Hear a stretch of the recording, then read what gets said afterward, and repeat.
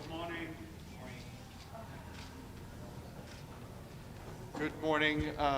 The Secretary General will make some opening remarks, and then we'll take a few questions. Sir, please. Ladies and gentlemen of the media, just hours into the outbreak of the war in the Middle East, I warned that the fighting risked triggering a chain reaction that no one could control. More than 3 weeks on, the war is out of control. The conflict has broken past the limits even leaders thought unimaginable. The world is staring down the barrel of a wider war, a rising tide of human suffering, and a deeper global economic shock. This has gone too far. It's time to stop climbing the escalation ladder and start climbing the diplomatic ladder and return to full respect of international law. I have remained in close contact with many from the region and around the world, and a number of initiatives for dialogue and peace are underway. They must succeed. I have just appointed Jean Arnault as my personal envoy to lead the UN efforts on the conflict and its consequences. My message to the United States and Israel is that it is high time to end the war as human suffering deepens, civilian casualties mount, and the global economic impact is increasingly devastating. And my message to Iran is to stop attacking their neighbors that are not parties to the conflict. The Security Council has condemned these attacks and demanded that they end. And it has reaffirmed that respect for navigational rights and freedoms around critical maritime routes, such as the Strait of Hormuz, must be respected.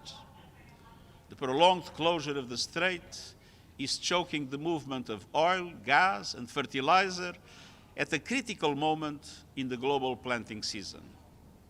Across the region and far beyond, civilians are enduring serious harm and living under profound insecurity.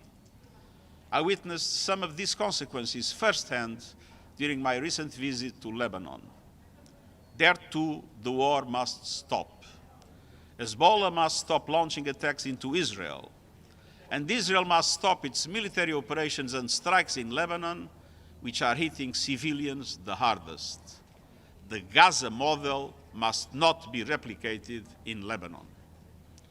Around the globe, markets are in turmoil, humanitarian operations are constrained, and on every front, the shockwaves are falling hardest on those who bear no responsibility for this conflict.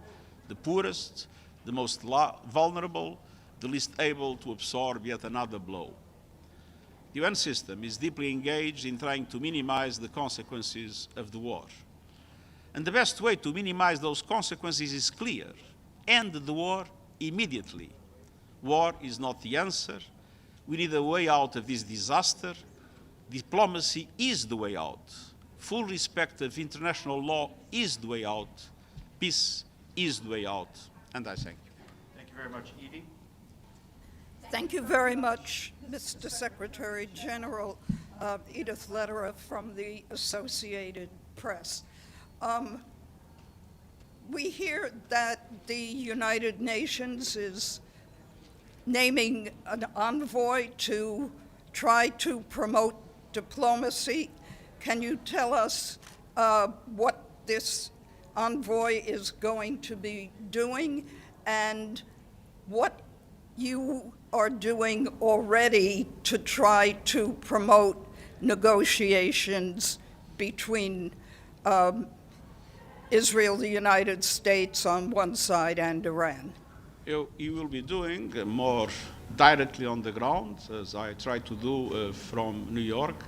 You'll be doing everything possible to support all the efforts for mediation, all the efforts for peace, to be in contact with all the parties, and at the time to look into the aspects in which this conflict is having a dramatic impact in the region, with the suffering of civilians in the region and around the world, with an impact on the global economy that is causing tremendous trouble for the less developed countries. Gabriel? Just the end of my question, what role have you been trying to play? I've been in close contact with all those that I believe can help to try to put an end to this horrible conflict. Gabriel? Mr. Secretary General, Gabriel Elizondo, Al Jazeera English. Good morning. As you might know, Iran has already rejected the proposal that the U.S. has put on the table. And already, as you're calling for de-escalation, the President Trump is sending thousands of more troops to the region.